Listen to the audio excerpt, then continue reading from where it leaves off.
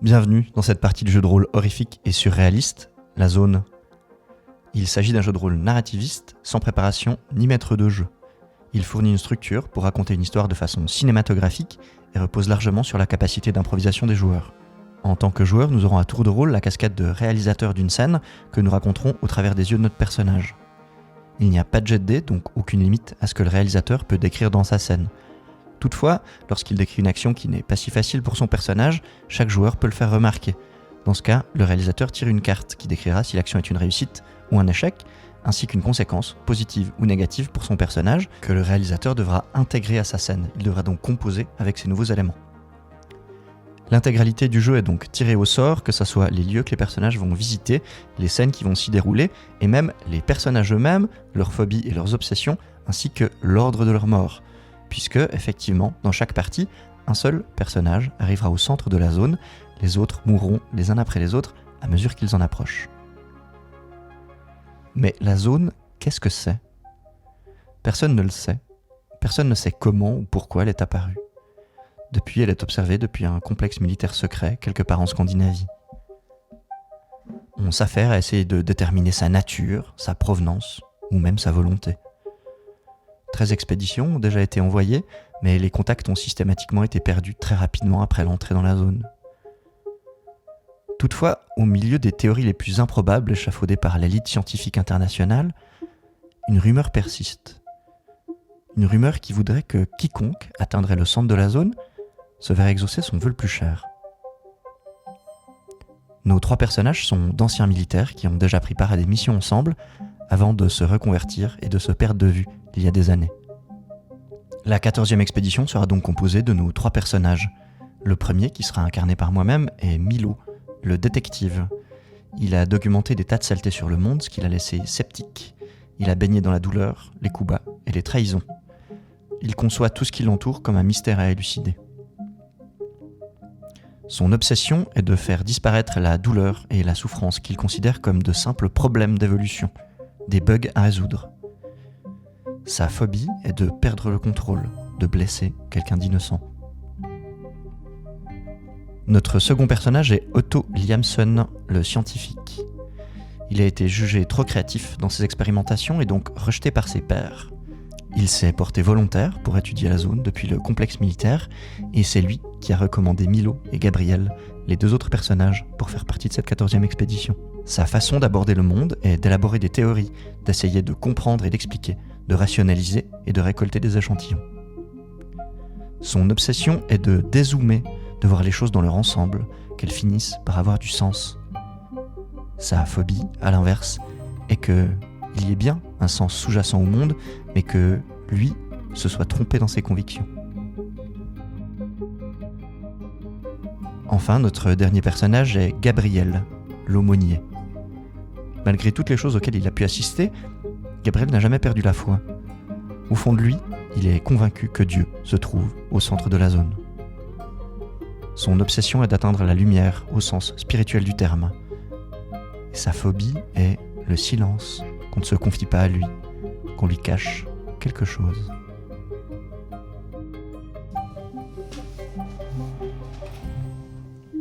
La scène s'ouvre donc sur nos 3 personnages, ces 3 silhouettes qui sont dans une salle du complexe qui sert à observer la zone, qu'ils appellent aussi parfois la bulle entre eux. Ils sont en train de terminer de vérifier leur équipement. Autour d'eux, des écrans, partout des câbles, du matériel d'analyse. Dans cette ambiance, Milo achève de refermer une fermeture éclair sur son sac à dos et par-dessus son épaule s'adresse à ses compagnons. Les gars, qu'est-ce que vous avez entendu comme rumeur sur ce qui se passe à l'intérieur de la zone ? Toi par exemple Otto, t'as fait partie de l'équipe scientifique, c'est toi qui nous a permis de venir ici. Bah moi le truc le plus bizarre en fait que j'ai entendu, c'est surtout la différence en fait des toutes les bribes d'informations qu'on a. Elles sont pas très cohérentes justement, dans le sens où il y en a, elles ont l'air de dire que le temps se passe différemment, ou plus vite ou plus lentement qu'à l'extérieur. D'autres décrivent des mutations, d'autres des températures extrêmes ou ce genre de choses. Et en fait, il y a rien qui colle, comme si l'expérience en fait de chacun était très différente à chaque fois qu'on y va, comme si ça dépendait vraiment de la psyché ou de la perception en fait de chacun. Et ça me je comprends juste pas ça en fait. Et toi, Gabriel ?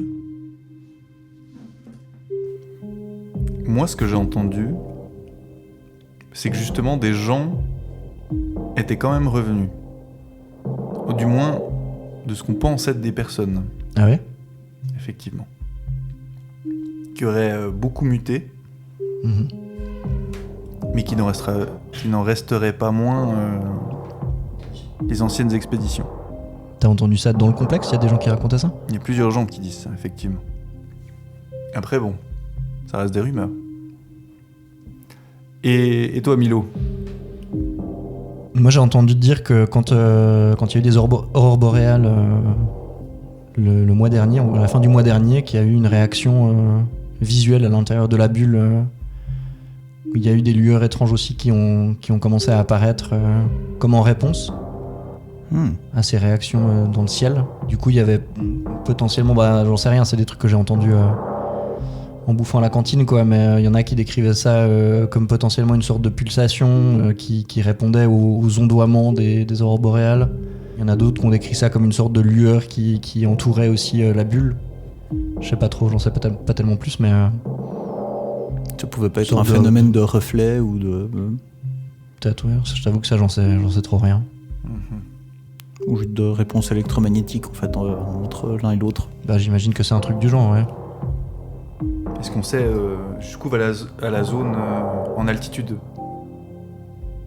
Parce qu'on a apparemment une zone plus ou moins délimitée, je dirais à l'horizontale, mais est-ce que à la verticale, on a une limite ? Otto, t'en sais quelque chose ? Toi qui as observé... Il semblerait que ça fait...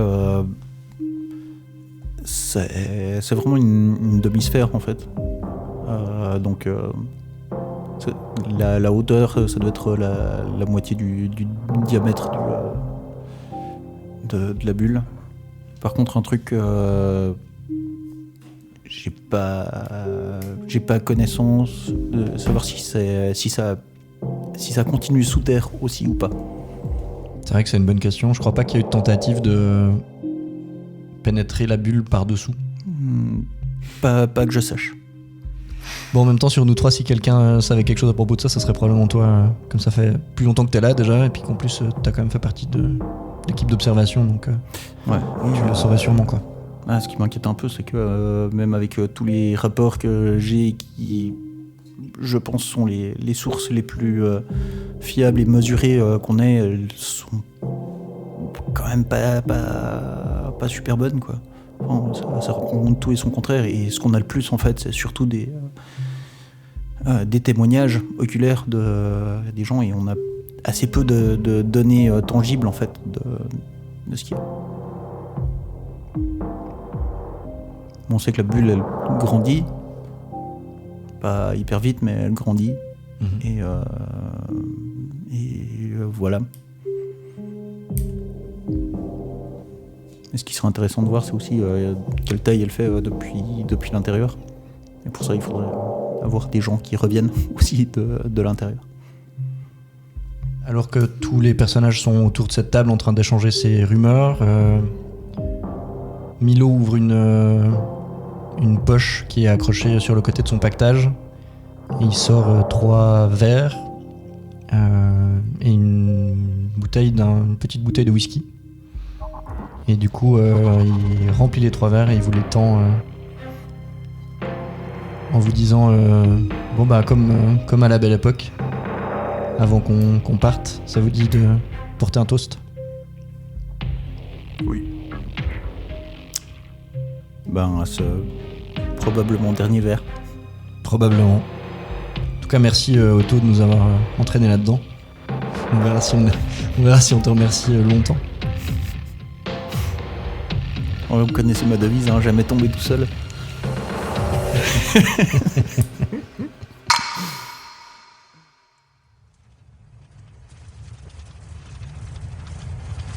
Donc on retrouve nos personnages, je pense, dans un camion militaire. Donc on est sur on est sur une toundra. Il neige timidement, mais il y a un vent quand même assez marqué. Et on s'approche de ce qui semble être un petit bosquet en premier lieu. Le camion ne peut pas aller plus loin, donc on nous arrête. L'équipe descend une personne après l'autre. Et très rapidement, on perçoit des petits détails qui paraissent assez étranges. Justement, certains flocons semblent remonter. Les lignes des écorces partent de manière très aléatoire. En tout cas, on perçoit que ce n'est pas naturel. Je pense que Gabriel Olson, il est assez à la fois terrifié et émerveillé. Il s'attendait pas du tout. Dans le fond, il y croyait à moitié. Mais il se rend compte qu'en fait, effectivement, quelque chose se passe en ce lieu. Il fait jour ou nuit juste? Il fait jour, mais gris quoi. Ouais, voilà. Ouais. Donc très très gris, sombre. On est quand même dans un hiver de pays du Nord, mais on n'est pas non plus dans cette grande saison où il fait nuit tout le temps. Otto descend du camion. C'est vrai, à un moment, il regarde cette énorme demi-sphère. Elle est tellement grande qu'on voit pas les bords en fait de cette sphère. Déjà que les bords sont assez flous, mais on voit en regardant à l'intérieur que effectivement tout paraît un peu déformé, et malgré la désaturation des lumières en général, tout paraît encore plus sombre, moins vivant à l'intérieur.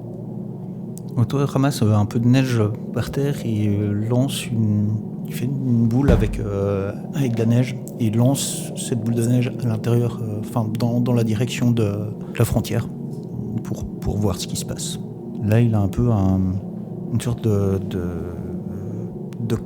crise d'angoisse, parce que ce qu'il voit n'a pas de frontières bien délimitées. Il savait que c'était étrange, mais sans vraiment se rendre compte à quel point c'est étrange de se retrouver là-devant. Il a le sentiment qu'en entrant dans cette zone, il n'en ressortirait jamais.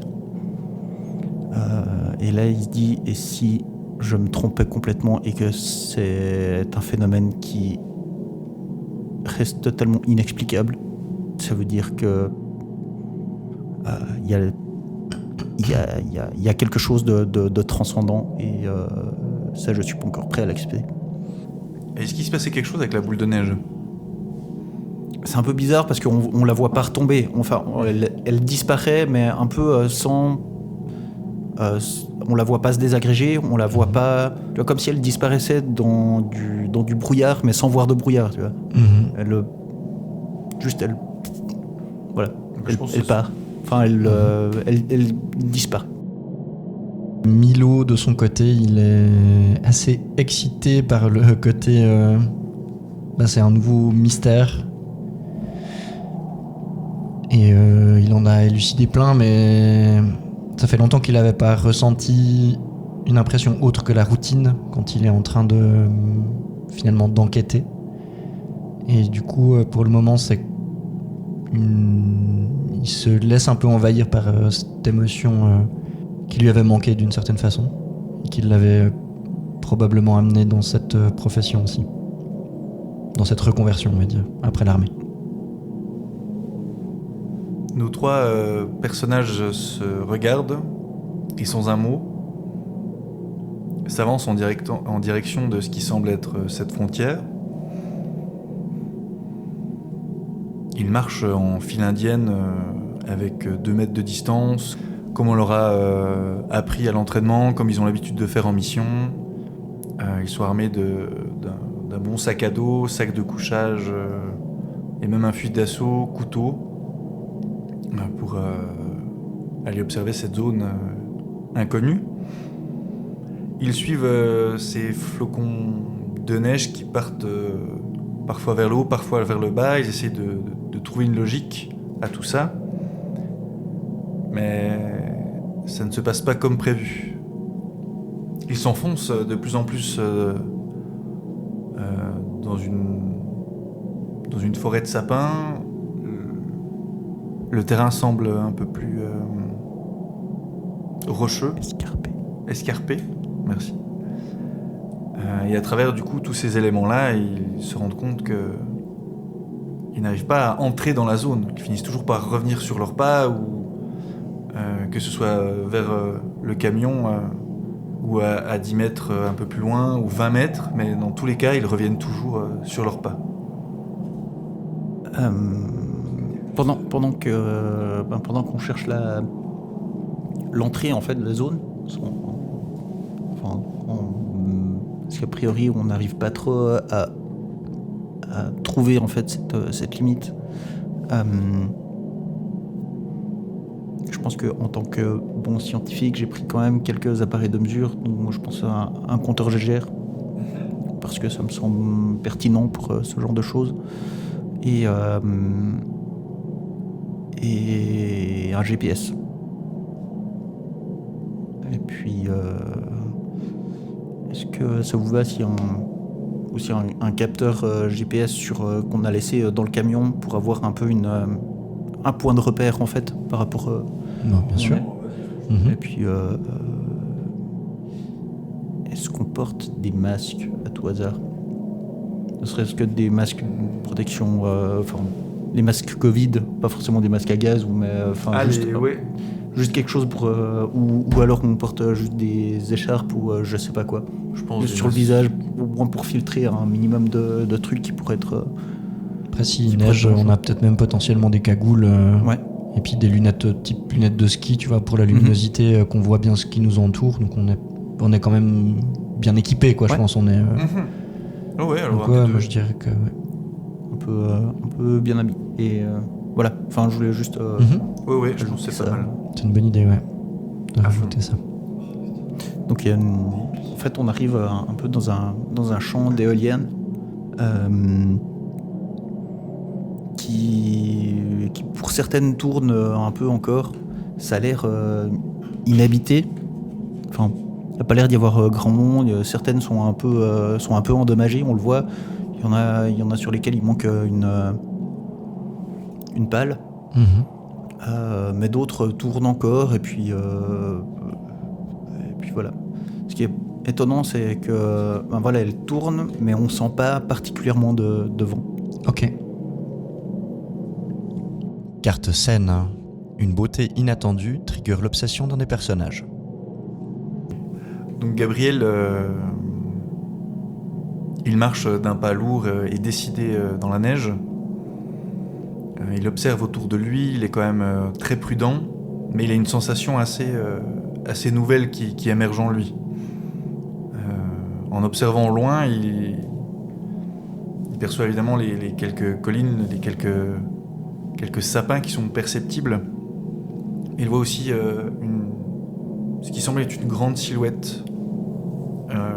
La première chose à laquelle ça lui fait penser, c'est à la sculpture de Michel-Ange, qui est la Madone, donc c'est la Vierge qui porte le corps du Christ mort.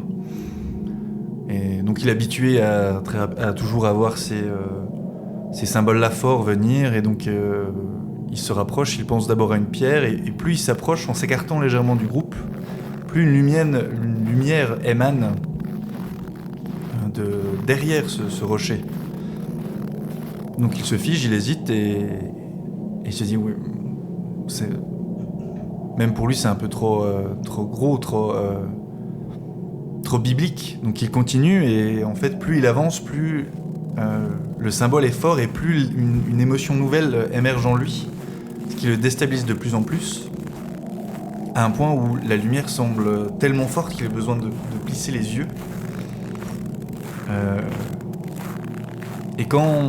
Et soudainement tout s'arrête, Et il est face en fait à une immense éolienne où le soleil n'aurait pas pu passer à travers. Il n'y a pas de rocher, c'est vraiment une immense infrastructure.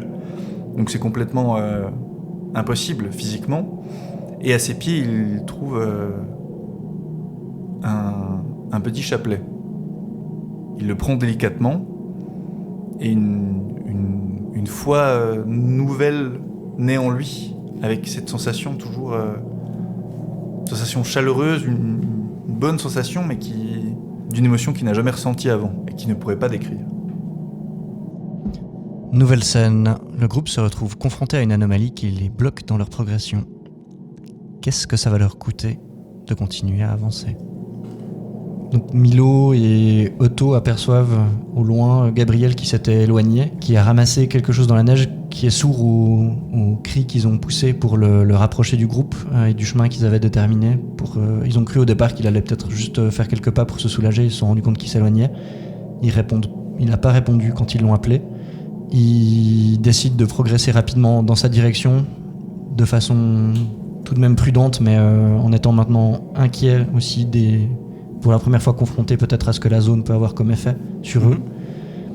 Alors qu'ils progressent dans sa direction, dans un petit trot avec leur lourd sac à dos qui rebondit sur leurs épaules, sur leurs vêtements militaires blancs et noirs, ils sentent comme si la neige s'enroulait autour de leurs jambes, ou comme si la neige était une sorte de sable mouvant qui s'acharnait à essayer de façon discrète, mais néanmoins c'est perceptible. Elle forme comme de petits serpents qui s'enroulent autour de leurs pieds ou qui essayent de se dresser dans leur direction, comme des tentacules.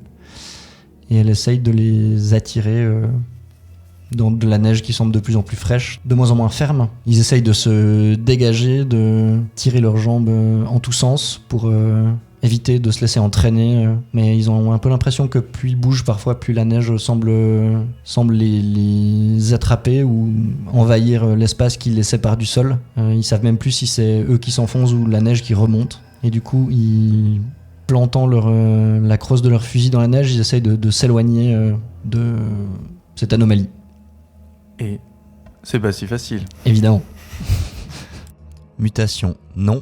Et la zone vous fait muter, vous et l'obstacle, d'une façon qui escalade le conflit. Alors que Milo essaye de se dégager en plantant son fusil dans de la neige qui semble encore relativement stable, et que ces espèces de tentacules de neige essayent de l'attirer, se sentant confronté à une chose vivante, il se retourne et il commence à tirer dans la neige au niveau de ses pieds. Et au lieu de lâcher prise, la neige se durcit, formant une sorte de main humaine qui ressemble à de l'albâtre, qui attrape sa cheville, qui essaye de l'attirer à lui, et puis de la neige sort ce qui semble être une silhouette qui sort de la neige jusqu'à la taille.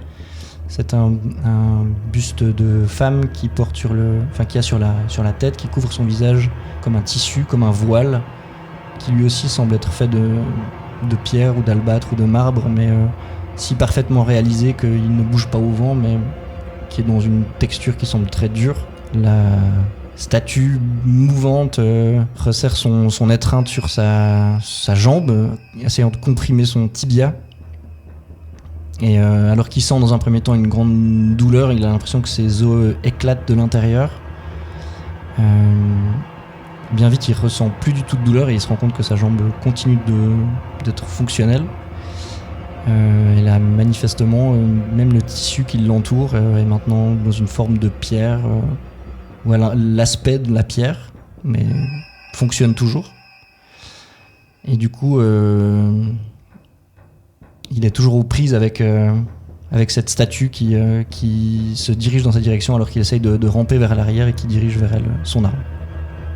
Take stock, donc chacun peut décrire son personnage, un ressenti ou une chose par rapport à l'environnement, comme ça on fait avancer la narration. Du coup, Otto est tombé est tombé par terre. Il est assis et il regarde cette scène de cette femme qui a l'air de sortir de la neige. Et on voit toute la neige qui s'est regroupée autour de la femme pour apparemment la former, ou je sais pas, ça paraît très bizarre. Il est juste estomaqué, il comprend pas ce qui se passe. Il se dit que ça doit être une hallucination, ou il n'arrive pas à expliquer ça de manière rationnelle en fait. Il est, il est sous le choc. Il comprend. Gabriel, lui, se relève difficilement, avec son gros sac et tout son matériel de la neige. Il se retourne, il voit cette créature incompréhensible sortir du sol. C'est comme ça qu'il le perçoit. Il a toujours ce chapelet dans les mains. Voyant son ami en danger, il laisse tomber son fusil d'assaut et dégaine par réflexe son pistolet. Il s'apprête à tirer, mais il est tétanisé, il comprend pas. Il remet en question aussi par rapport à ce qu'il a vu de la statue, de cette silhouette. Il hésite et par réflexe, par conscient, inconscient, personne ne peut le dire, un premier coup de feu part.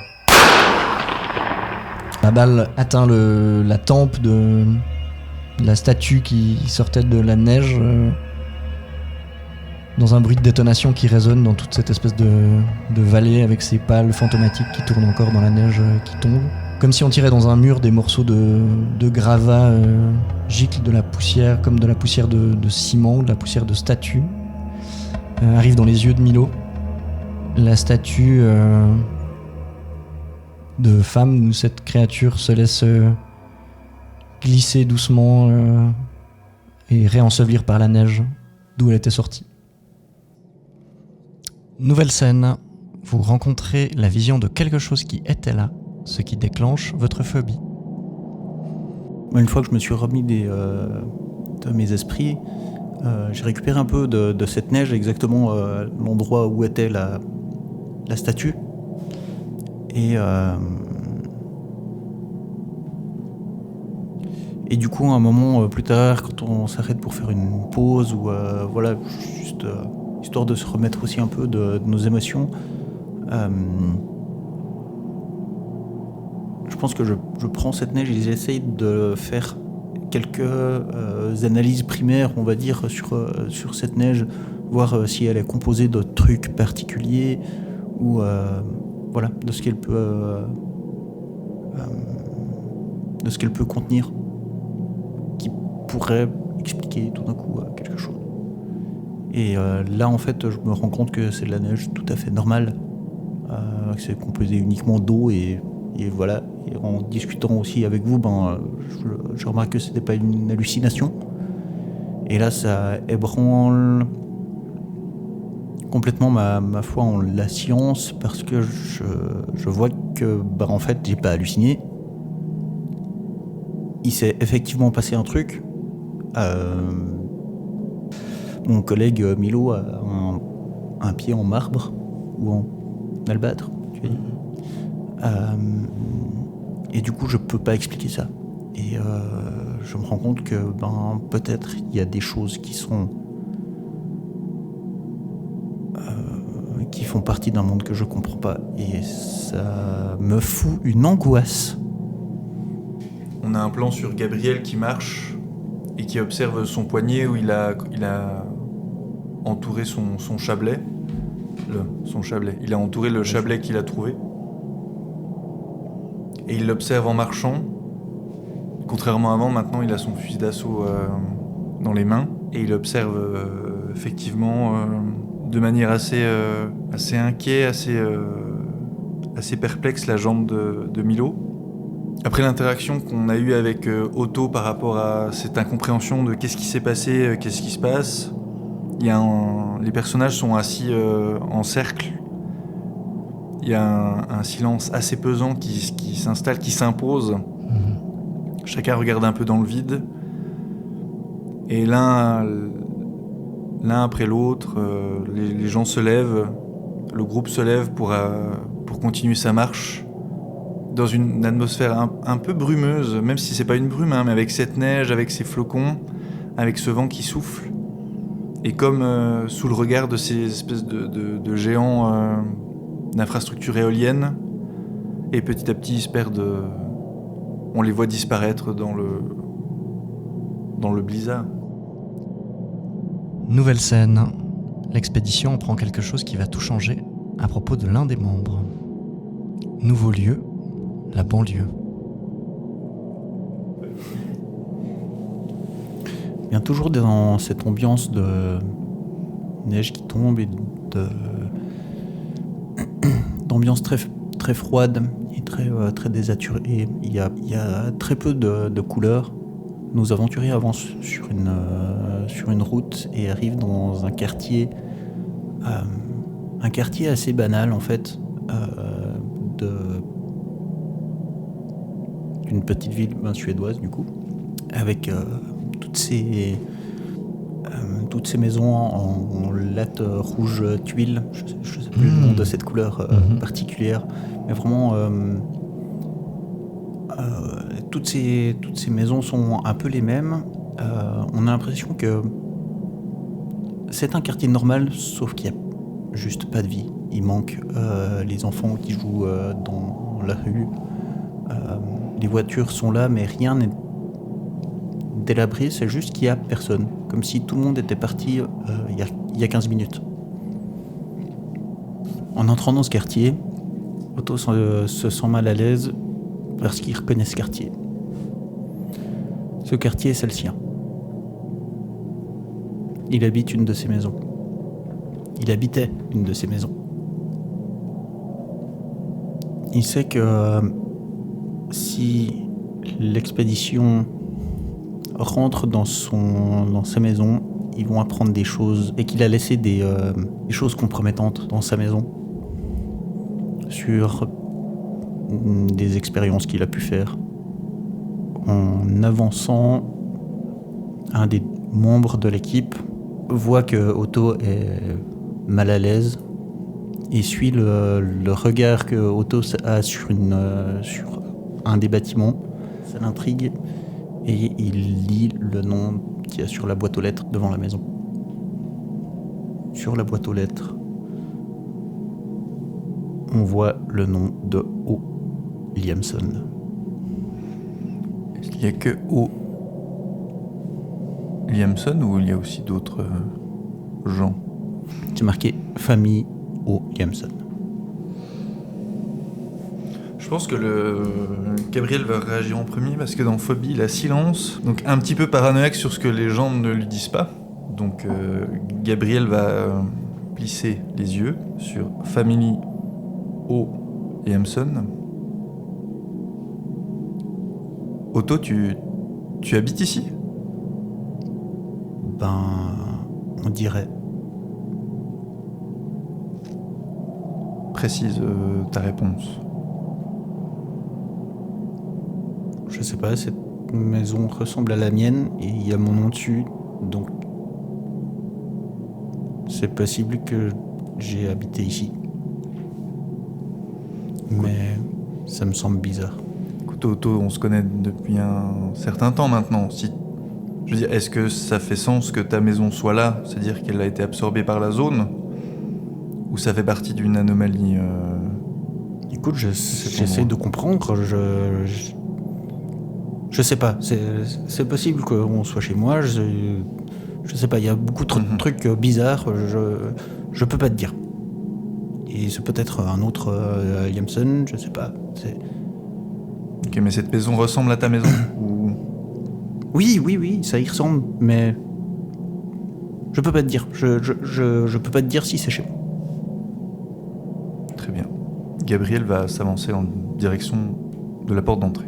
Je pense qu'en te tournant vers la porte d'entrée, comme Milou détective, son truc c'est aller au fond du mystère. Durant votre brève conversation, lui s'était déjà avancé. Vous entendez le grincement de la porte qui retentit et vous voyez sa silhouette qui a ouvert la porte et qui braque à l'intérieur avec son arme, déterminée à entrer.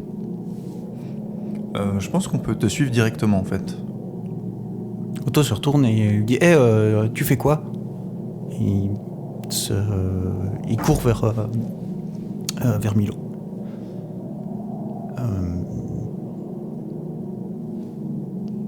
Milo, en entrant dans la maison, il voit une maison qui est relativement bien rangée.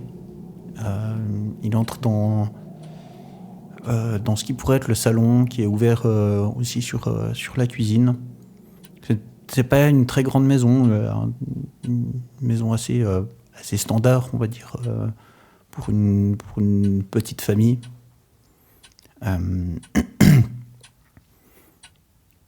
Sur la gauche, au niveau du salon, c'est un salon, il y a une étagère avec des livres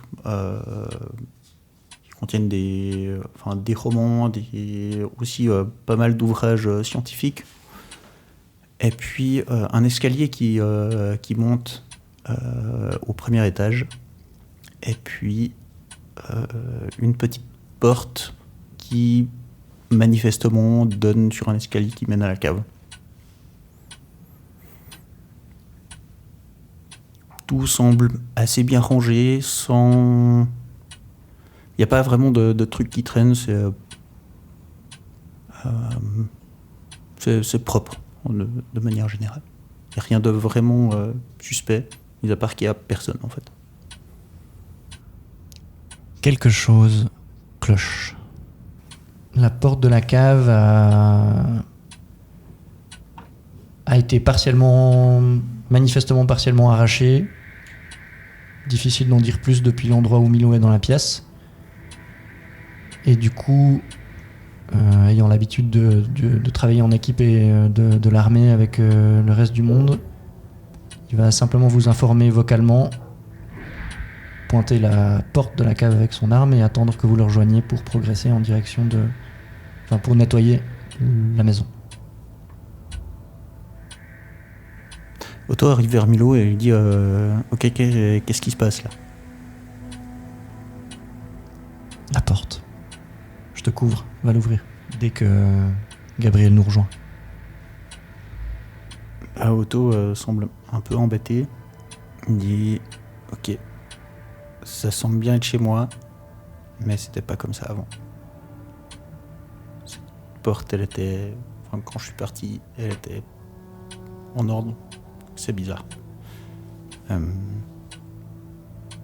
Donc Gabriel arrive dans la pièce. J'arrive à ce moment-là, je vois Milo en position, donc je dégaine, je braque avec le fusil d'assaut et en fait je couvre le reste de la pièce. Go, allez. Otto ouvre la porte. Et il essaye d'allumer la lumière. Il n'y a rien qui se passe. Tu vois tout de suite le faisceau de la lampe de Milo qui est derrière, la lampe qui est sur son fusil d'assaut en fait, qui s'allume et qui projette ton ombre devant toi. Vas-y, passe devant. Ok.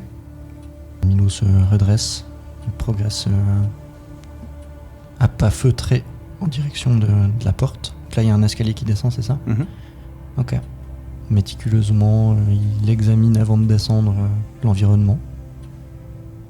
Et il commence à descendre un pas après l'autre en braquant devant lui. C'est des escaliers en pierre, en bois ? C'est un escalier en bois. Donc c'est pas crac sur ces escaliers.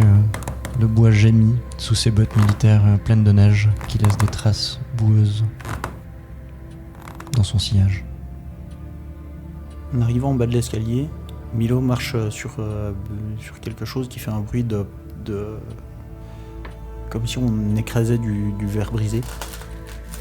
En balayant l'ensemble de la cave, on voit une table avec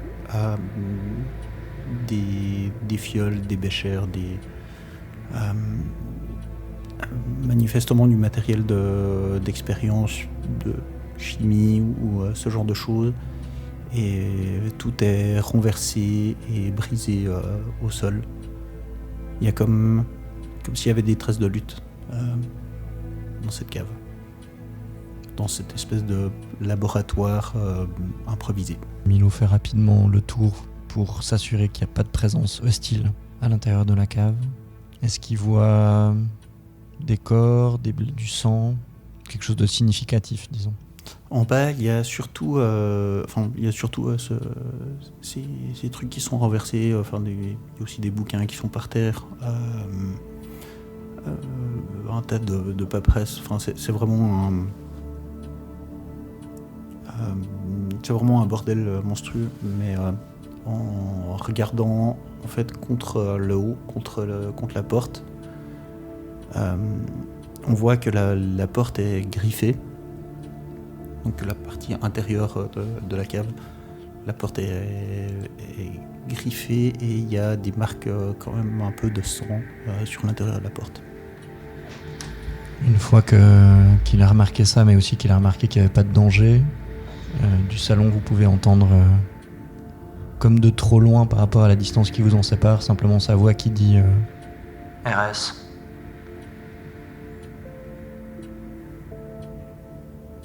Ok, remonte. Et au moment où, tu dis ça, t'attends un moment, et je pense que t'entends pas de pas qui remontent en tout cas. Milo va commencer à, curieux qu'il est et nécessiteux qu'il est de comprendre et d'élucider les mystères quels qu'ils soient. Il va commencer à essayer de comprendre ce qui s'est passé, observer les environs, les traces, les béchères. Il balaye dans l'obscurité avec sa lampe. À ce moment, Otto descend. Il va constater aussi le capharnaüm que c'est là au fond. Il jette un coup d'œil sur la porte et en voyant les traces qu'il y a sur la porte, il dit d'une voix effrayée à Milo, viens, il faut qu'on remonte tout de suite. On n'est pas en sécurité ici. Qu'est-ce qui s'est passé ? Je peux pas te le dire maintenant, il faut qu'on parte. Là, on n'est pas en sécurité. Il y avait apparemment quelque chose là-dedans qui s'est mal passé. Gabriel n'est plus en joue. Il a toujours son arme en main. Il marche d'un pas lourd et très lent, car il observe tout autour de lui. Il observe les livres, les photos.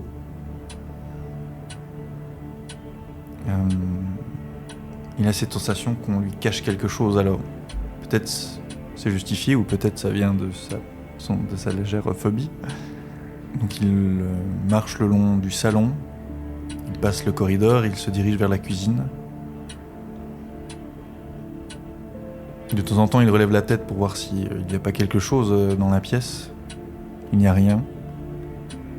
Le regard se perd dans cette maison avec toujours une oreille très attentive sur la discussion qu'il y a dans la cave. On va remonter, mais dis-moi juste ce qui s'est passé d'abord. J'ai besoin de savoir ce qu'on risque de rencontrer. Otto prend Milo par le bras, il l'emmène vers un coin de la cave où il y a une petite cage pour un animal domestique, type hamster ou ce genre de choses.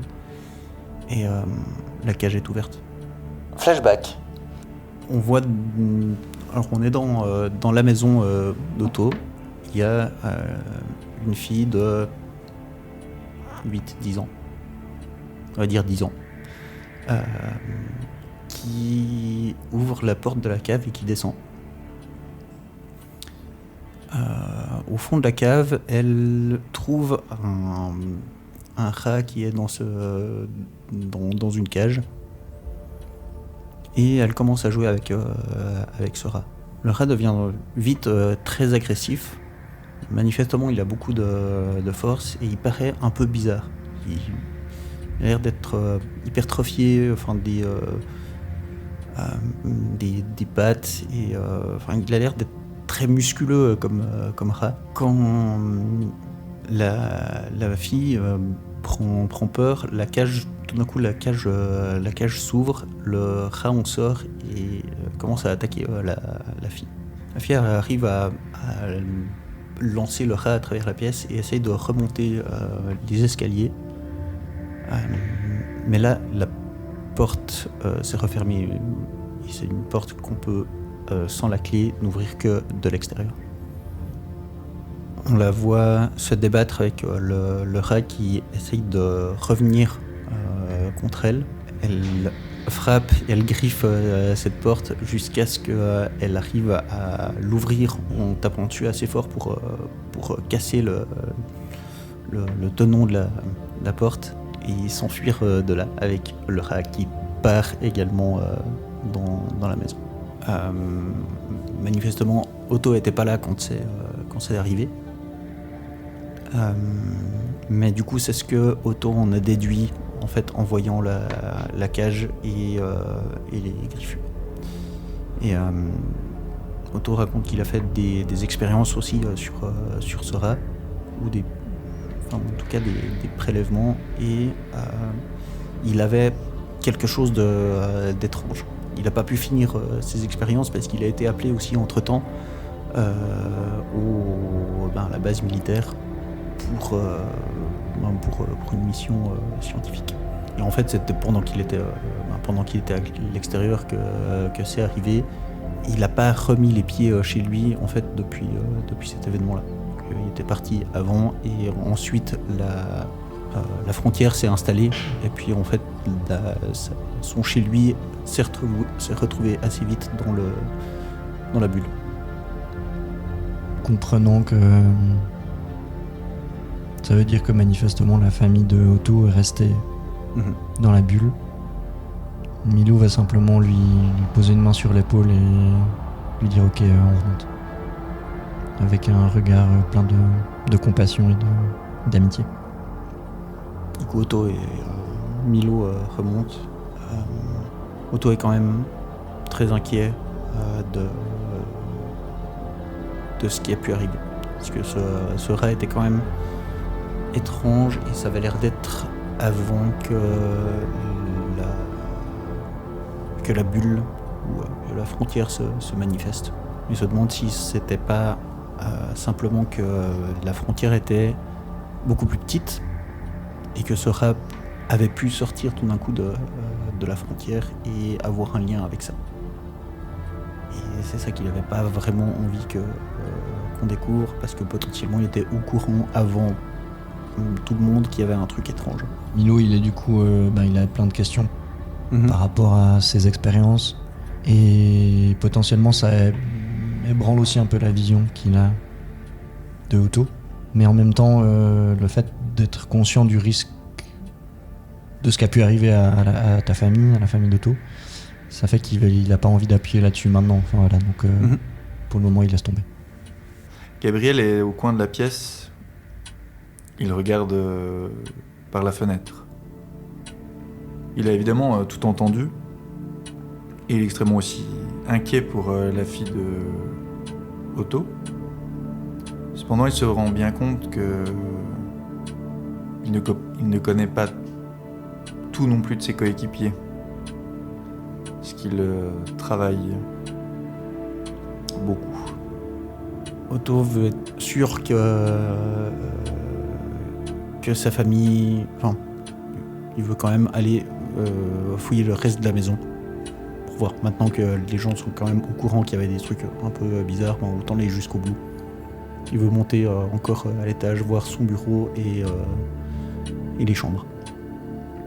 Et en haut, il y a le bureau, il y a la chambre de sa fille et sa chambre à coucher. Je pense que les 3 coéquipiers montent les escaliers et entrent d'abord dans le bureau où il n'y a rien de particulier. Dans la chambre à coucher de lui et sa femme, et là apparemment rien n'a bougé non plus. Mais dans la chambre de sa fille, On voit des draps qui sont en désordre et avec pas mal de sang dedans. La chambre, c'est assez un chaos, comme si quelqu'un de très fort et comme si quelqu'un en pleine crise avait un peu tout cassé dans cette pièce. Et il y a la fenêtre de la chambre qui est brisée. Les protagonistes comprennent assez vite que manifestement la fille a dû subir une mutation lui donnant beaucoup trop de force pour une fille de 10 ans et qui a complètement perdu la boule parce qu'elle ne comprenait pas ce qui se passait et probablement sortir par la fenêtre. Nouvelle scène. L'un des personnages se laisse entraîner par son obsession, ce qui entraîne de sérieuses conséquences. Suite à la découverte de tout à l'heure, le groupe était réuni dans le salon. Maintenant qu'on a fait le tour de la maison, Otto en profite potentiellement pour peut-être ramasser quelques choses qui sont encore utilisables, qui sont dans la maison, du matériel scientifique qui lui appartenait. Et aussi peut-être le groupe s'arrête un moment pour se réchauffer et faire le point sur leur situation.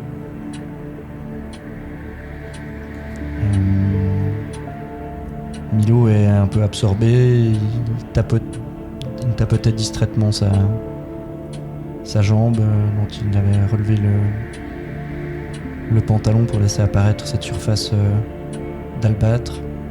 Et il ne ressent aucune sensation douloureuse quand il tapote dessus, que ce soit doucement ou discrètement, de plus en plus fort. Et alors qu'il observe à l'extérieur par la fenêtre, derrière la maison d'Otto, il y a un terrain vague. Il lui semble y apercevoir de légers mouvements dans la neige, des mouvements qui s'apparentent à ceux auxquels il a pu être confronté dans ce terrain vague au milieu des éoliennes, comme des filaments de neige qui se déplacent. Et du coup, alors que tantôt ses compagnons conversent ou réunissent du matériel, il leur annonce qu'il va faire un tour de patrouille autour de la maison. Et du coup, son obsession étant de faire disparaître la douleur et considérant qu'il s'agit simplement d'un problème de programmation chez l'humain, constatant qu'il ne ressent plus de douleur, en tout cas physique, dans la partie de son corps qui a été touchée par la créature, la statue, il décide de se diriger en direction du champ pour aller peut-être pousser plus avant son expérimentation et voir si peut-être qu'une exposition plus longue, un contact prolongé, aurait un effet qui ne lui laisserait plus que des sensations positives et plus de douleur, en tout cas physique. Peut-être qu'au fond de lui, il naît l'espoir également que ça pourrait s'étendre à son esprit. Donc il s'avance au milieu de ce champ, il défait la sangle de son arme pour en faire une sorte de corde. Il l'attache à quelque chose qui sort de son pactage, un vêtement par exemple. Et il jette ça en tenant un morceau de la sangle, il jette ça comme une sorte d'appât ou de lasso qu'il ferait au milieu de la neige où il a semblé apercevoir des mouvements. Et je vous propose de faire un take-stock, comme ça vous pouvez dire ce que font vos personnages pendant ce temps, et comme ça je réfléchis à la suite de la scène. Pendant le temps de repos, Gabriel en avait profité pour faire un feu. Du coin de l'œil, il perçoit Milo en train de sortir de manière assez étrange. Il ne réagit pas tout de suite. Et puis se redresse soudainement. De ses yeux clairs, il l'observe. Il le voit marcher d'un pas assuré. Il semble savoir ce qu'il fait, mais ce qui l'étonne, c'est que quand il détache la sangle de son arme, il la lance dans la neige. Alors il ne voit pas bien l'action, mais du coup Gabriel sort et il voit sortir de la neige une silhouette faite de marbre ou de pierre, ou comme une sculpture de la Renaissance ou une sculpture de la Grèce antique, qui se dresse en fait face à Milo. Donc Gabriel dégaine son fusil, s'apprête à tirer, et ce qui l'étonne, c'est que la créature, cette sculpture, ne bondit pas sur Milo, elle lui tend la main. Et Gabriel est figé. Et sans s'en rendre compte, il baisse son arme attendant de voir ce qui va se passer. Donc Milo voit que le vêtement qui était accroché au bout de la sangle et une partie de la sangle a effectivement désormais la même teinte que la statue, mais que manifestement ça s'est arrêté alors qu'elle lui tendait la main, comme si elle pouvait contrôler l'effet qu'elle avait sur les choses qu'elle touche, comme si elle pouvait choisir de les transformer ou non en pierre.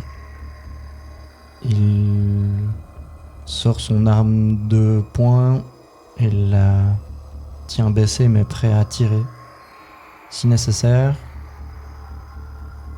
Et tout en restant aussi loin que possible, il tend sa main qu'il pose dans celle de la statue. Lentement, il voit le bout de ses doigts prendre une teinte blanche. Et il n'y a plus que ces veines bleutées qui amènent encore un peu de couleur sur cette partie de son corps. Et alors que le charme opère et atteint sa montre, il retire sa main et se recule d'un pas, incertain quant à la suite à donner à cette expérience.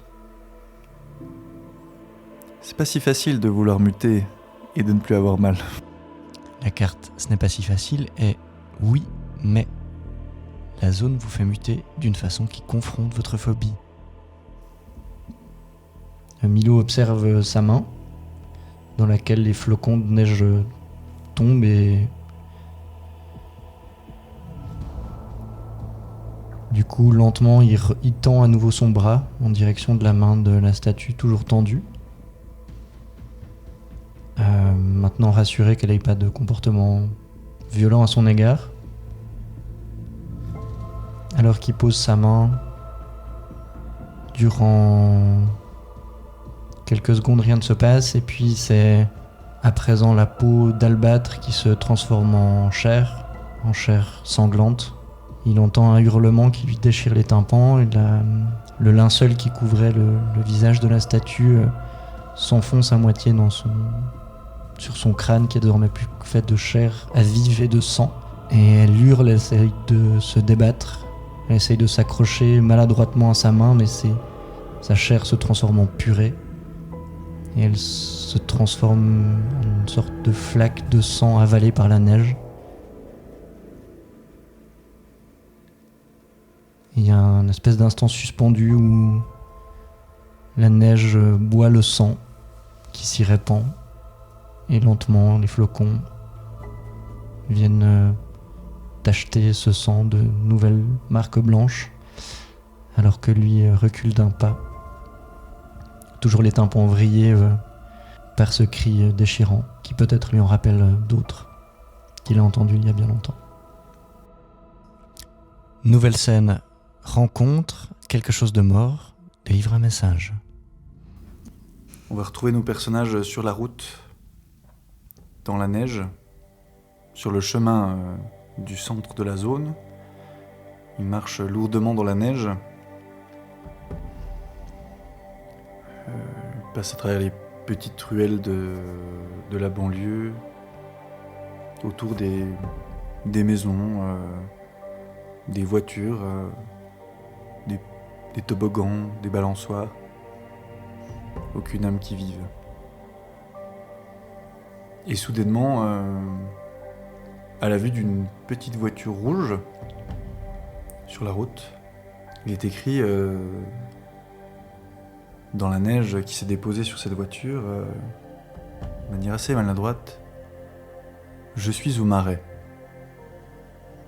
Et sur le capot de la voiture, un étrange rat y est décédé. Je suis terrifié, mais un peu soulagé de retrouver un truc qui a un tout petit peu de sens ou un tout petit peu de logique en fait dans cet environnement. Donc de voir l'écriture de ma fille sur une voiture et de retrouver le rat, et c'est elle qui me laisse un message. Donc je me dis qu'elle est encore vivante. Il y a ces faits qui me semblent un peu rationnels, et je me dis que il faut que j'aille la retrouver. Je vais quand même regarder le rat pour être sûr que c'est bien celui qui était dans la cave. Mais je suis persuadé que c'est lui. Milo observe les alentours pour s'assurer qu'il n'y a rien de dangereux, mais de façon assez distraite. Il est un peu perdu dans ses pensées. Il est clairement encore sous le choc de ce qui s'est passé tout à l'heure. Du coup, il prête pas il a pris acte de ce qui se passait, mais il n'a pas de réaction particulière. Il est livide, mais il est plutôt ailleurs. Je mets le rat dans mon sac. C'est un échantillon. Otto, c'est bien le rat qu'il y avait dans votre cave? Oui, c'est lui. Donc, ce qui est rassurant, c'est que l'écriture semble avoir été faite il n'y a pas longtemps, vu que la neige n'a pas recouverte. C'est vrai. Est-ce que, Otto, toi qui sembles un peu connaître l'endroit, même s'il a changé, est-ce que le marais est dans cette direction? Alors il est par là, je te montre une direction. Oui. Et je pense qu'on peut... Il faut que j'aille retrouver ma fille. Si ça a été fait il n'y a pas longtemps, elle doit être vivante et je veux la retrouver. Peut-être qu'elle pourra nous renseigner sur ce qui se passe ici. Je pense que ça fait partie de notre priorité. Je pense qu'on est tous d'accord par rapport à ça. Bien. Alors, continuons. Et Gabriel ouvre la marche. Le groupe longe la route. On y perçoit par moments quelques carcasses de voitures. On y voit des sapins enneigés avec toujours ces flocons qui sont maintenant même plus montés ou descendent, et comme s'ils étaient... s'ils voltigeaient de part et d'autre. Ils montent, ils descendent, ils tournent, certains même restent en suspension. Notre groupe disparaît dans l'obscurité naissant. Nouveau lieu, le feu de camp. L'équipe marche sur sur un petit chemin qui arrive près d'un petit lac dans la forêt où ça devient assez marécageux.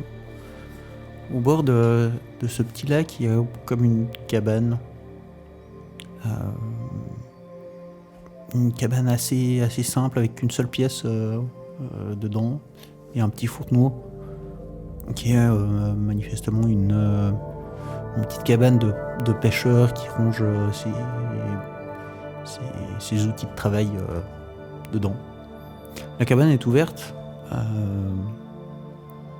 et l'équipe va passer la nuit dans cette cabane, histoire de ne pas avoir trop froid ni trop humide avant de continuer ses recherches le lendemain matin.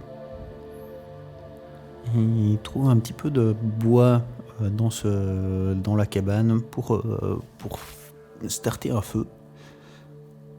Le bois de dehors étant relativement humide, ils font avec ce qu'ils ont. Ils se partagent quelques vivres qu'ils ont pu emporter depuis la maison d'Otto. Ils mangent et discutent un peu de la suite des événements.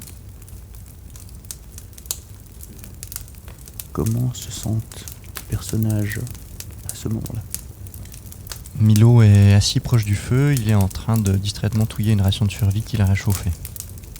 Il continue d'être assez absorbé par ses pensées, regardant parfois sa main gauche qui est maintenant complètement blanche et pierreuse, dans laquelle semblent s'être comme imprimées les marques de sang de sa dernière rencontre, qui a l'air de s'être un peu mêlée avec cette texture de pierre. Du coup, il n'arrive pas à faire partir ces marques-là.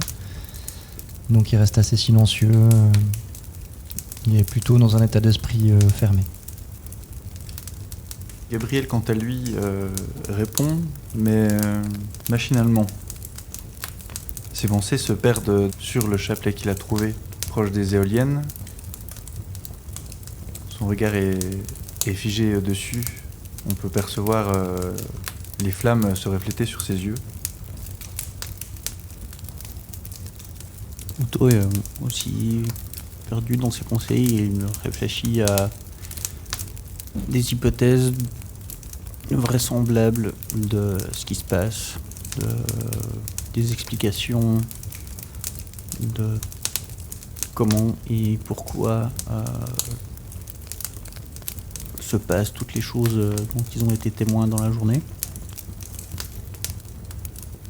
Et il se pose aussi des questions sur sa fille et sa femme. Où sont-elles ? Qu'est-ce qu'elles sont devenues ? Mais il ne trouve pas tellement de réponses.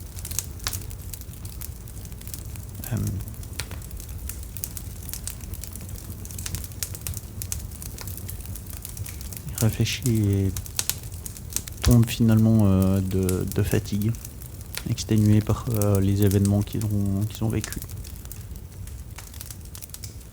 Changement de lieu, le marais. Événement rencontre. Le groupe rencontre une créature intelligente, très belle, qui va déclencher une obsession ou tenter l'un des membres. Donc dans la brume de la matinée, nos trois silhouettes évoluent avec de la buée qui se forme même devant leur cagoule ou devant leur visage. Chaque fois qu'ils respirent, ils commencent à être physiquement, mentalement fatigués, même s'ils viennent de se reposer. Leurs silhouettes sont un peu affaissées. Ils évoluent moins vite que ce qu'ils faisaient la veille. Alors qu'ils progressent, ils approchent de très grands arbres, aux branches desquels sont suspendus des stalactites de gel, qui poussent au travers de ce qui était manifestement un sol marécageux, mais qui est aujourd'hui recouvert d'une fine couche de glace, sous la surface desquels on a l'impression d'apercevoir tantôt des mouvements étranges. Alors qu'ils observent la glace qui recouvre cette étendue d'eau à la profondeur incertaine, et qu'ils évaluent la chance qu'elle a de supporter leur poids, je te propose du coup de décrire comment tu veux faire apparaître la fille de Otto et quel type d'interaction tu veux qu'ils aient. Pendant que tous les trois évoluent, assez péniblement dans ce marais glacé, Otto entend une voix. Il entend comme une comptine qu'il connaît. Et cette voix ressemble étrangement à celle de sa fille. Il tourne la tête dans la direction d'où vient la voix. Et là, il aperçoit une silhouette. Doucement, la brume s'écarte un petit peu pour voir la silhouette un peu plus clairement. Et là, il voit cette petite fille blonde qui se retourne vers eux et qui les voit. Là, Otto crie le nom de sa fille. Il crie « Margaret !» Là, la silhouette se retourne vers eux et elle leur adresse un sourire radieux. Ce sourire remplit Otto d'espoir Il a envie de se jeter, de courir vers elle. Mais une étendue d'eau à peine gelée les sépare. Ce qui les empêche d'aller en ligne droite vers elle.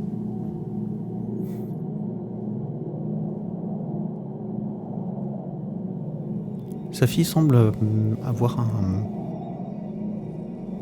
une sorte d'aura dorée.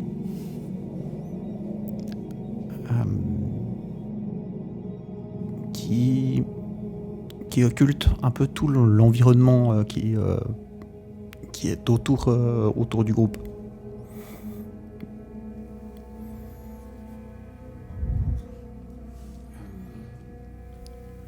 Gabriel a du mal à croire ce qu'il voit. Il ne s'attendait pas du tout à percevoir la fille d'Otto maintenant. Il a le cœur rempli d'espoir, mais cependant quelque chose cloche. Pas seulement parce que ce qui semble logique, une petite fille vivre toute seule peut-être grâce à des mutations, mais dans les marais ça paraît un peu étrange. Mais il y a une ambiance aussi assez étrange. Les reflets dans l'eau semblent bouger d'une manière assez étrange et qui n'est pas tout le temps en équation avec ce qui en ressort.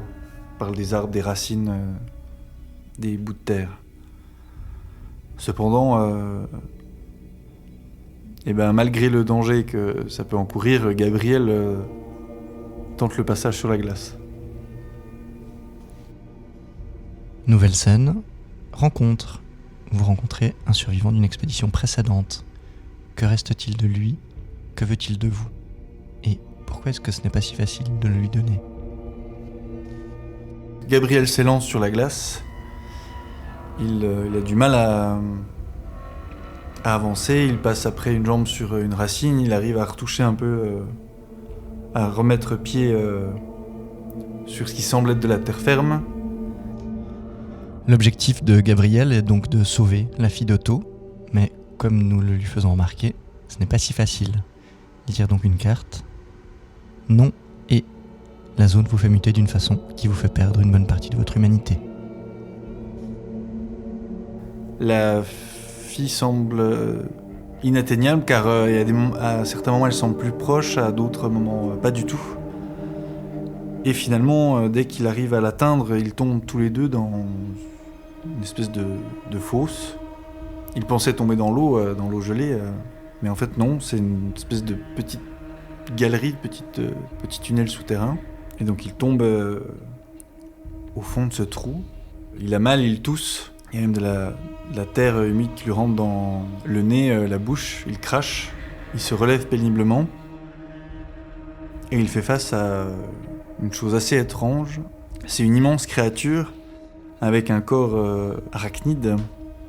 Donc le corps d'un homme posé sur un corps arachnide, avec donc le torse, les bras, les mains, un espèce de visage humanoïde dont les mandibules sortent de la gorge, avec plusieurs yeux, un crâne dégarni avec de longs poils noirs qui sortent surtout dans l'arrière et sur les avant-bras, avec de longues griffes.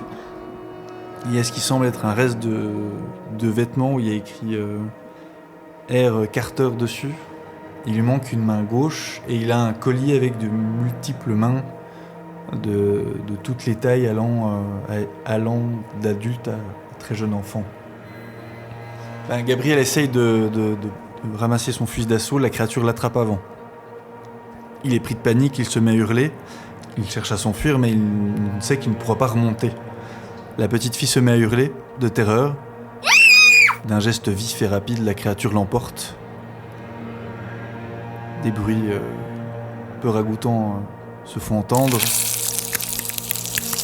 Et Gabriel perçoit une espèce de petit ruisseau souterrain et sans s'en rendre compte, abandonne cette petite fille à un sort tragique. Il plonge dans l'eau glacée en hurlant de l'horreur de la situation. et remonte péniblement via un courant, un puits souterrain. Et il sort enfin la tête de l'eau glacée dans les marais, et ses yeux, et ainsi que plusieurs veines veines faciales, sont devenues d'une couleur noire, épaisse. Textoc. On t'entend peut-être nous appeler, ou alors tu nous entends t'appeler l'un ou l'autre. On t'a perdu de vue en te poursuivant, à mon avis. D'une manière ou d'une autre. Je pense que je sors de l'eau, je fais tout pour m'extraire complètement, de manière frénétiquement. J'ai plus mon chapelet, j'ai plus mon sac, j'ai plus mes affaires. Et je suis juste en train de tousser l'eau glacée qui me sort de la bouche et du nez. On appelle en criant tour à tour ton nom ou le nom de Margaret. Et en entendant le bruit que ça a fait quand t'es sorti de l'eau, ta respiration, je pense que tu vois qu'on se précipite vers toi. Milo il va en tout cas immédiatement te tirer plus loin de l'eau, te faire enlever ta veste pour te donner la sienne qui est chaude, et sortir des vêtements secs de son pactage. Je vais sortir aussi une couverture pour te sécher et pas tremper les habits. On va te mettre directement. Et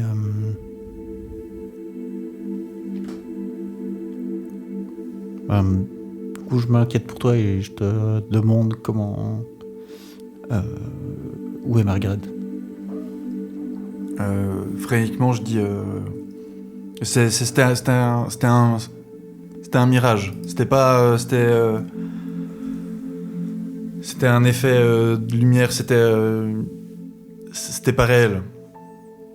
Et je répète longuement en boucle, de plus en plus doucement, c'était pas réel. C'est pas possible. C'était pas réel. L'auto est dévasté, il se met la tête entre les mains et il se dit que il finira par la retrouver. Et qu'il faut qu'il se ressaisisse. Parce que ses sens lui jouent des tours. Nouvelle scène. Quelqu'un est rattrapé par son passé.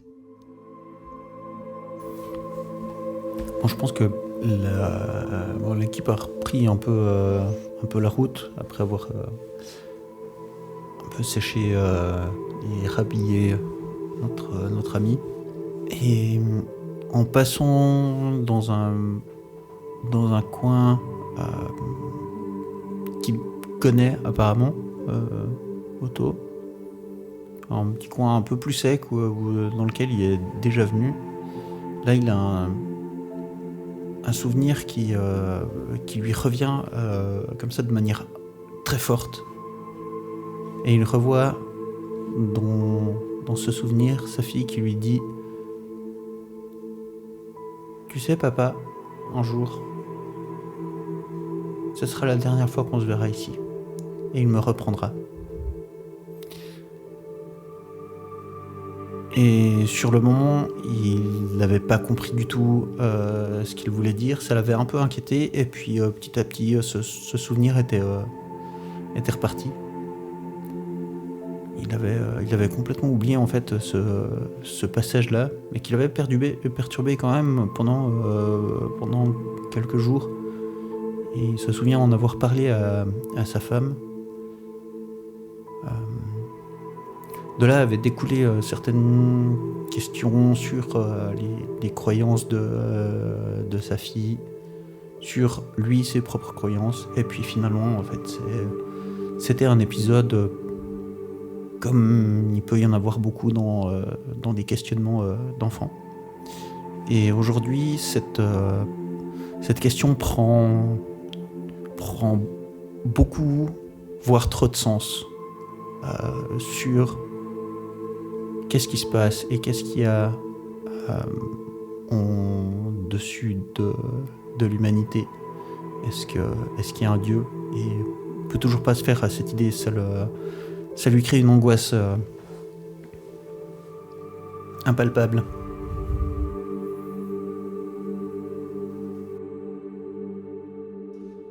Nouvelle scène.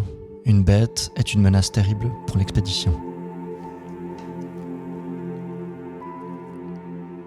Alors que notre expédition continue de traverser ce marais en espérant en arriver bientôt à bout et qu'il n'y a maintenant plus que de la glace sous leurs pieds et des troncs d'arbres par endroits dont les veines et les écorces semblent toujours décrire d'étranges et imprévus symboles. Ils évoluent en tâtant la glace devant eux, en l'examinant attentivement pour toujours rester sur les parties où la glace est la plus épaisse pour éviter de passer au travers. Et alors qu'ils marchent chacun un peu perdu dans leurs pensées, en continuant d'observer ce qui les entoure, mais de façon plus machinale qu'autre chose, chacun finalement envahi par ses propres doutes ou ses propres obsessions. Ils sont surpris d'entendre un bruit dans ce paysage finalement extrêmement silencieux, qui ressemble à une respiration profonde. Et ils découvrent dans la glace, à peut-être une quinzaine de mètres, comme un museau reptilien qui dépasse de l'eau, qui respire à la surface. Le museau a l'air de peiner à dépasser de la glace, malgré la largeur du trou qui est quand même assez conséquente. Alors qu'ils sont figés dans leur mouvement, ils voient le museau qui dépassait rentrer à nouveau doucement dans l'eau. Puis ils entendent sur leur gauche la glace qui craquelle. Et alors qu'ils sont paralysés par la peur et par ce bruit, ils voient sortir de l'eau et se tirer sur la plaque de glace sur laquelle eux-mêmes sont un alligator aux proportions démesurées, complètement blanc, albinos, avec une tête très allongée, qui se traîne sur la glace lentement dans leur direction, la faisant parfois craquer sous son poids colossal. Les zébrures dans la glace semblent presque s'aventurer jusqu'à eux. Et je vous propose de faire un textoc. Gabriel est tétanisé, encore traumatisé de l'expérience passée. Il écarquille ses yeux maintenant noirs, dont les veines sombres autour des arcades accentuent son étrange mutation. Et pris de panique, se met à hurler. Pour Otto, ça commence à faire beaucoup. C'est pas faux. Non, là, on est à peine le matin et il a déjà subi beaucoup de violences psychologiques. Et là, tu vois, il y a un truc qui tourne. Là, il prend son fusil et il tire en direction de l'alligator. Ce n'est pas si facile. Carte mutation. Oui, et la zone vous fait muter d'une façon utile. En tirant en direction de l'alligator, ça le touche et ça fait céder la glace qui est aussi sous lui. Du coup, il tombe dans l'eau qui éclabousse dans notre direction. En prenant de l'eau ou du sang ou un liquide sur le visage, je commence à sentir que mon corps change. Je me sens plus fort et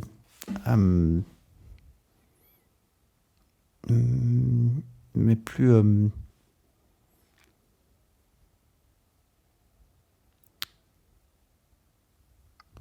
rigide aussi. Et je commence à avoir froid. En fait, Otto commence à ressembler un peu à un alligator. Du coup, il a la peau plus dure, il a plus de force et il commence à avoir le sang aussi froid, donc adapter sa température à lui en fonction de la température extérieure. Nouveau lieu, la salle de bain. Nouvelle scène, quelqu'un essaye de se débarrasser d'une mutation. Désespérément. Après plusieurs heures à errer dans ce marais, nos 3 personnages, ou du moins ce qu'il en reste, avancent péniblement. Au bout d'un certain temps, désespéré, il regarde aux alentours et tombe sur une porte, ou du moins ça y ressemble, qui est encastrée dans le tronc, les racines d'un arbre. Gabriel, épuisé, s'empresse d'aller ouvrir la porte. Il a besoin de sortir de ces marais.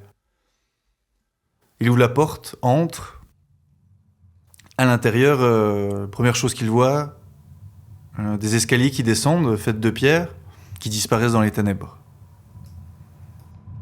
Textoc. Milo allume la lampe de poche de son arme et suit son camarade. Il est surpris de sentir une odeur presque de moisi, et il y a beaucoup d'humidité dans l'air. Là où finalement dehors il y avait de la neige, mais c'était sec. C'était un froid sec. Ici, il y a une espèce d'étrange chaleur humide qui règne. Regarde un petit peu à quoi peut correspondre cette infrastructure. Et ça lui fait penser à un abri. Pas forcément un abri anti-atomique parce que les murs sont pas assez épais, mais un peu une sorte de bunker. Un bunker, quoi. Peut-être un abri survivaliste ou ce genre de truc. Mais un peu à l'état d'abandon, vu l'odeur qui règne là-dedans. Plusieurs d'entre eux allument des lampes et s'aventurent dans l'obscurité. Ils marchent d'abord quelques minutes, puis presque 1 heure passe dans ce long couloir fait de pierre, d'humidité, de moisissure, une espèce d'étrange odeur de terre, un peu de cave comme ça aussi. Et au loin, on peut entendre des échos de gouttes d'eau mélangées avec des pleurs ou des reniflements étranges. Nos 3 camarades d'infortune s'avancent prudemment, lentement, balayant le couloir de tout son long, de tout son large, avec leurs lampes, et finissent à percevoir une petite ouverture sur la droite du couloir, menant à une grande pièce faite de douches, comme de vestiaires, des carrelages blancs, gris, parfois, surtout dans les coins, marron, vert. Et comme soudée au mur et à la moisissure, une créature humanoïde ponce sa peau pour enlever des champignons de la moisissure qui semblent repousser par la suite à chacun de ses passages. Les faisceaux de lampes arrivant sur la créature, elle se fige, cesse tout bruit, tourne sa tête et dévoile des yeux humides et complètement blancs. Personne ne bouge, personne ne dit rien, et la créature rebaisse la tête et continue à essayer désespérément de retirer ce qui pousse sans cesse sur sa peau. Je m'approche avec une lampe de poche. Je lui éclaire le visage d'un côté et je m'approche un peu de l'autre, comme ça, pour détourner son regard de là où je vais prendre l'échantillon. avec une petite éprouvette ou un petit bocal. J'ai un petit bocal pour prendre mes échantillons, puis je vais le racler un peu sur la moisissure qu'il a sur lui. Et c'est pas si facile. Non. Et la zone te fait muter, te forçant à révéler l'origine de tes phobies. Donc j'entends des voix d'un être qui me dit quoi faire.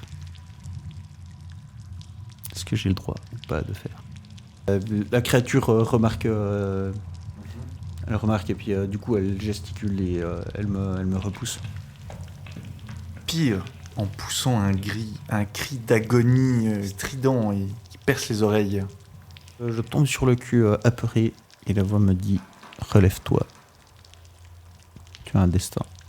Dépêche-toi. » Précipitamment, le groupe va fuir dans l'obscurité, de peur que cette chose alerte d'autres choses. Nouvelle scène. Rencontre. Vous rencontrez la présence de quelque chose qui était ici jadis. À l'entrée des douches, il y a des gonds pour une porte, mais qui sont vraiment très massifs. Comme si la porte était vraiment très lourde, en fait, celle qu'il y avait. Ça avait l'air d'être vraiment des gros trucs. Et il n'y a pas de raison, normalement, d'avoir déjà des portes dans les douches, ou en tout cas pas aussi énormes que ça. C'est des ouvertures très larges, avec des gonds vraiment hyper mastoc. Et des fers un peu dans les douches. Ça paraît quand même vachement bizarre. Textac. À la vue de ces choses, effectivement, Milo, qui n'avait pas pris dans son truc, qui n'avait pas spécialement remarqué ou réfléchi au fait que Gabriel avait plus d'équipement, il va de toute façon te tendre son arme de poing pour que tu aies au moins aussi une arme pour te défendre, parce qu'effectivement c'est quand même assez surprenant comme environnement. Et lui il risque d'être d'avis de pas s'attarder, il réfléchit pas spécialement, il va être en mode on découvrira plus d'informations là-dessus potentiellement plus loin, on reste sur le qui-vive. Gabriel prend l'arme en levant la tête, la sortant de l'obscurité, et par réflexe vérifie la sécurité et le chargeur. Il valide ce que dit Mélo. Et puis après avoir rangé son arme, il baisse la tête, retournant comme pour retourner dans l'obscurité. Nouvelle scène. Vous découvrez que vous êtes suivi. Alors que le groupe continue à progresser dans les faisceaux des lampes, Milo leur fait soudain signe de s'arrêter. Et au loin, parmi le bruit de gouttes d'eau qui tombent et qui semblent se réverbérer, à tel point que c'est difficile de savoir si elles viennent de devant ou de derrière ou d'encore une autre direction, tant les échos sont prononcés au milieu de ce labyrinthe de Catel, ils entendent de façon discrète un frottement, un grattement, similaire à celui de la créature couverte de champignons qu'ils ont croisé tantôt encastrés dans un mur. Puis le discret raclement de ses pas qui semblent les suivre. Interrompu parfois par des bruits gutturaux. Mais la créature semble vouloir se faire aussi discrète que possible alors qu'elle suit leurs traces. Textoc. Gabriel dégaine son arme. Il se retourne vers ses compagnons et dit il faut pas qu'on reste ici. Il faut hâter le pas. Otto est confus. Il a ces voix qui lui parlent. Il essaye de pas trop en tenir compte. Il se demande un petit peu d'où ça vient. Du coup, il a pris un petit peu entre ce qu'il est en train de vivre physiquement et ce qu'il est en train de vivre mentalement. Il essaie de faire taire cette voix en lui parlant mentalement. Donc, il est un peu déconnecté de la réalité physique pour l'instant. Du coup, en réponse à ce que lui dit Gabriel, Milo hoche la tête et le groupe continue de se faufiler au travers de ces pièces, de ces couloirs, le plus discrètement possible, en essayant d'éviter de se perdre dans ce dédale. On continue d'entendre au loin, parfois surprenamment, enfin ce qui semble être surprenamment près en fonction peut-être des échos, du moins c'est ce qu'ils espèrent, ces bruits de grattement, de frottement de l'homme couvert de champignons, toujours sur leurs traces. Le groupe continue en direction de ce qu'ils espèrent être la sortie. Nouveau lieu, le grenier. À partir d'ici, nous tirons au sort l'ordre dans lequel les personnages vont mourir. La scène, quant à elle, est la rencontre avec un personnage irrésistiblement attirant ou envoûtant. Le groupe d'exploration trouve finalement les escaliers qui remontent de ces douches. En arrivant en haut des escaliers, une porte, elles sont fermées et des escaliers qui montent encore. La porte étant fermée à clé, le groupe décide de monter encore d'un étage. Ils arrivent dans un grenier sombre et sec. Un grenier encombré de choses et d'autres. Beaucoup de coffres, de malles, des penderies avec des robes vieillottes, quelques redingotes et une collection de poupées un peu creepy. Tout semble vieux et poussiéreux. Au fond du grenier, j'aperçois à nouveau une silhouette. Et la voix me dit « Vas-y, c'est elle ». Je la distingue pas bien, mais je sais que c'est elle. Je l'entends à nouveau chanter sa comptine. Et du coup, je m'approche de ma fille, au fond de ce couloir, formé par tous les objets entassés dans le grenier. Plus rien peut me détourner de cet objectif, d'aller retrouver ma fille. Nouvelle scène. Vous rencontrez une créature qui partage l'obsession d'un des personnages. Peut-être est-ce vrai ou non. Alors que Milo et Gabriel allaient s'avancer pour rattraper Otto, qui avance de façon machinale plus loin dans le grenier, dans l'obscurité.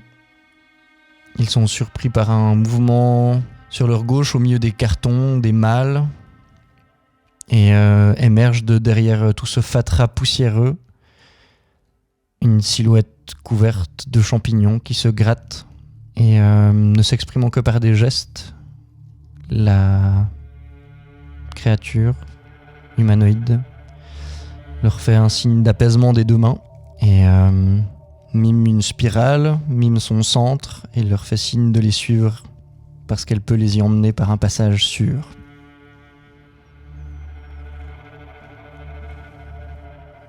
De ces gestes, elle leur dit « Suivez-moi, je vous amènerai au centre de la zone, là où vous pourrez réaliser le vœu le plus cher qui vous a amené jusqu'ici. » Textoc. Gabriel, l'arme à la main, est hésitant.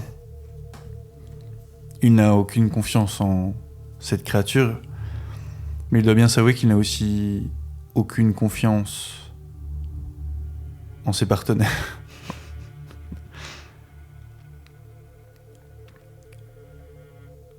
Cet endroit commence à avoir un effet assez important sur lui. Il décide donc de suivre cette créature et de continuer avec Milo et Otto Cependant, il ne lâche pas son arme des mains, où on peut pas savoir que la sécurité a été enlevée. Et il ferme la marche. Otto s'approche de sa fille. Quand il arrive à 2 mètres d'elle, elle se retourne et elle lui sourit. Il dit « Viens papa, je t'ai dit que c'est ici que tout s'arrêtait. » Et elle lui tend les bras et elle a plus de main. Elle a juste 2 moignons ensanglantés. Il lui dit « Mais viens, tu peux me rejoindre. » Imagine une scène où vous avez le fait du toit avec un œil de bœuf, d'où clair, il y a une lumière qui vient depuis l'extérieur. La silhouette de la petite fille qui tend ses bras devant son père. Et juste encore devant la silhouette du père qui se découpe dans la lumière de la fenêtre, qui lève son arme et qui se tire une balle dans la tête pour rejoindre sa fille.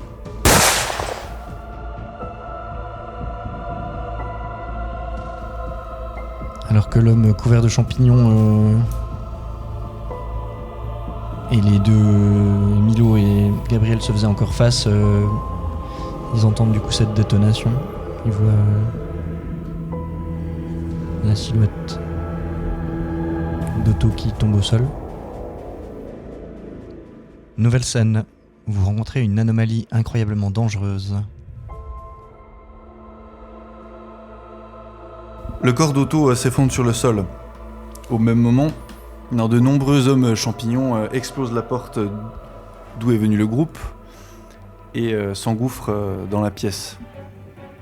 Pris de panique, nos 2 personnages s'enfuient et suivent l'étrange créature qui, elle, même champignon, semble plus amicale.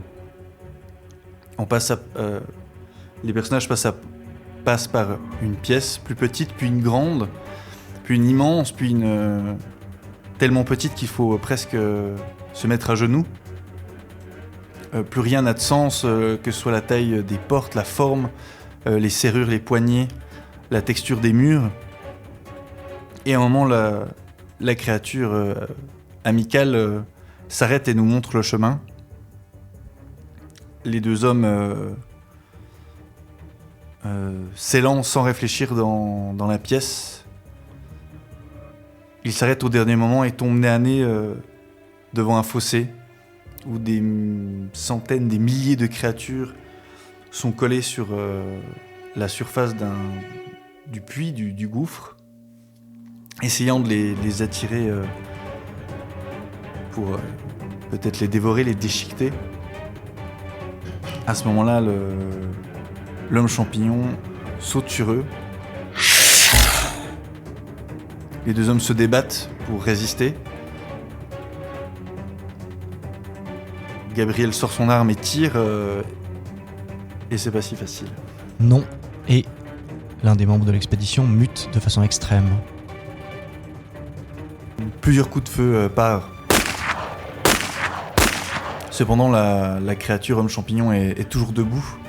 Un liquide étrange éclabousse le visage de Gabriel, son corps. On peut voir des espèces de morceaux de champignons, de liquide sanguin rentrer dans son œil déjà complètement noir, rentrer dans sa bouche, entrer à travers les paumes de sa peau. Et très rapidement, des champignons poussent sur son corps. Milo qui s'apprêtait à frapper l'homme champignon aux prises avec son ami en voyant l'effet que ça a, la vitesse à laquelle les champignons prolifèrent sur le corps de Gabriel parce qu'il était exposé aux éclaboussures, se recule tout de même de quelques pas et il met ses lunettes de ski sur les yeux pour éviter de trop éclabousser, remonte sa cagoule et il tire sur la créature pour que Gabriel puisse se libérer. Et entendant des hurlements d'hommes champignons qui continuent d'arriver dans les couloirs, il se retourne pour leur tirer dessus si toutefois ils approchent, le temps que Gabriel et lui puissent trouver une solution pour passer par-dessus le puits. Gabriel crache un liquide jaunâtre et vert. Il a un goût de moisi dans la bouche. Il a du mal à respirer et il sent sa peau se déplacer sur son corps. Il observe autour de lui et il voit de l'autre côté de la fosse un passage. Finalement, en fait, la pièce semble s'être affaissée et la suite du chemin est donc de l'autre côté.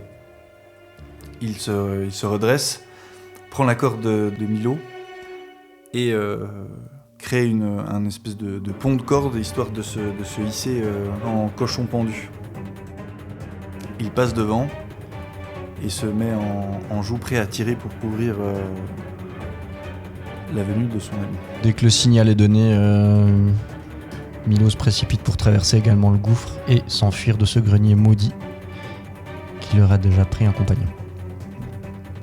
Nouvelle scène. Une anomalie donne à quelqu'un l'opportunité d'assouvir son obsession, mais il y aura un lourd prix à payer. Dans cette scène, un personnage va mourir.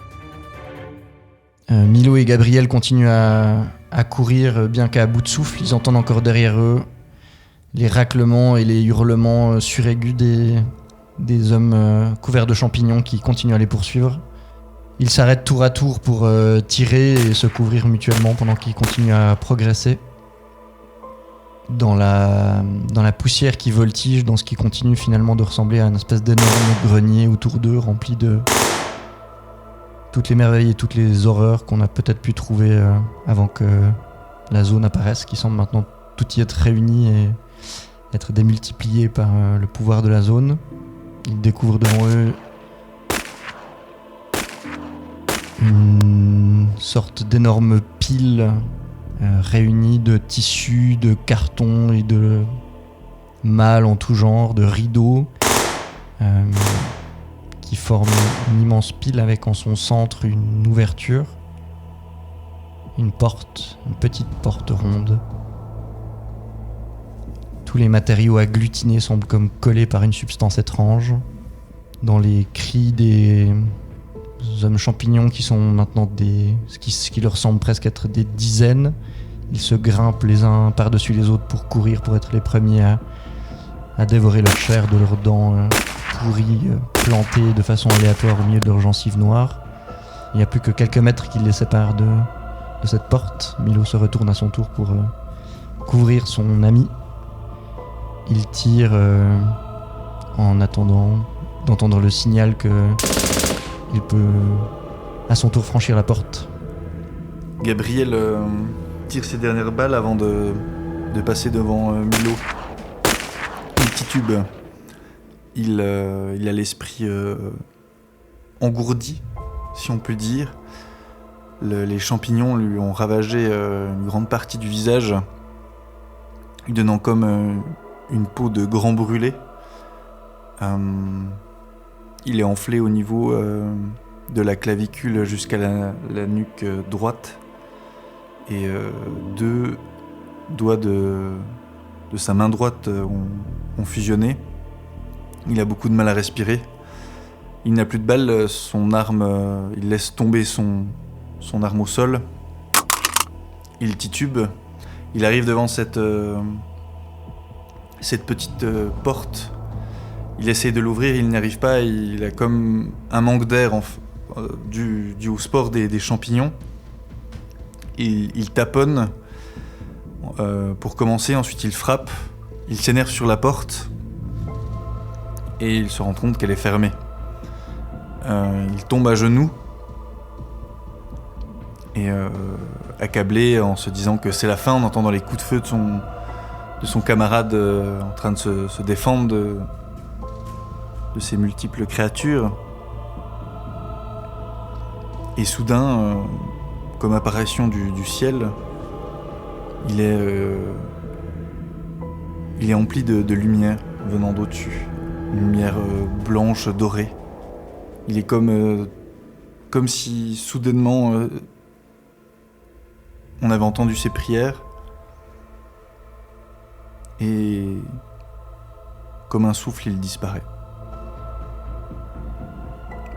Lui, la lumière et cette petite porte qui ne s'est jamais ouverte.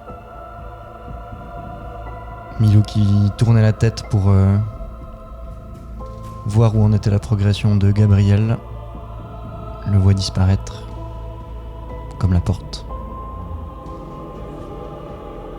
Il tire les dernières balles qui restaient encore dans son chargeur. Et finalement, lui qui espérait faire disparaître la douleur va y être confronté dans ce qu'elle a de plus déchirant. Alors qu'il est écrasé sous la masse des corps squelettiques et décharnés des hommes champignons et de leurs dents et de leurs doigts griffus. Alors que bien longtemps plus tard, tous les hommes champignons repartent dans leur antre. Il ne reste sur le sol qu'un fusil, une main et une jambe de pierre.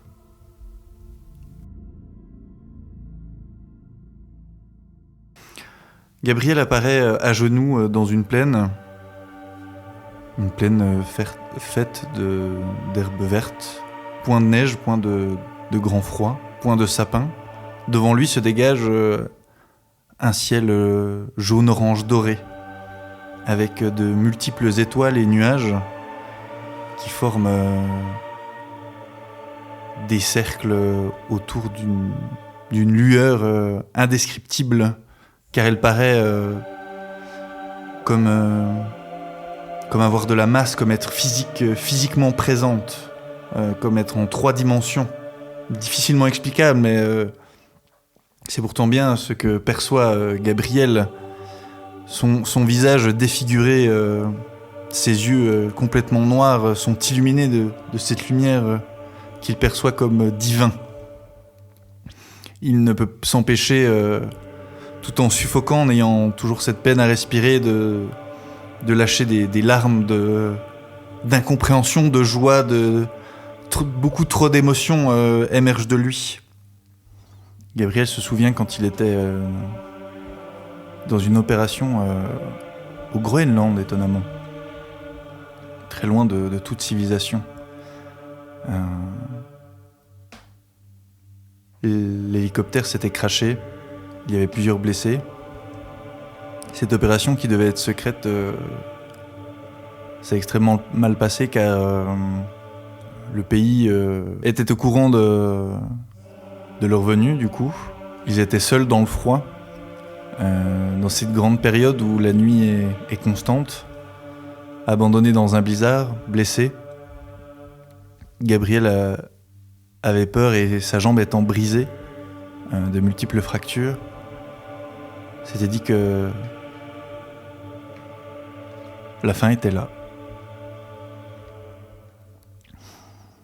Et après une longue période d'agonie, d'acceptation de la mort et de quelques prières, ce fut une des rares années où le soleil vint beaucoup plus tôt.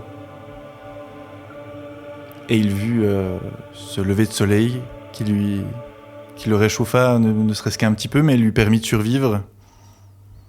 Et depuis ce jour-là, sa foi n'en a été que plus forte.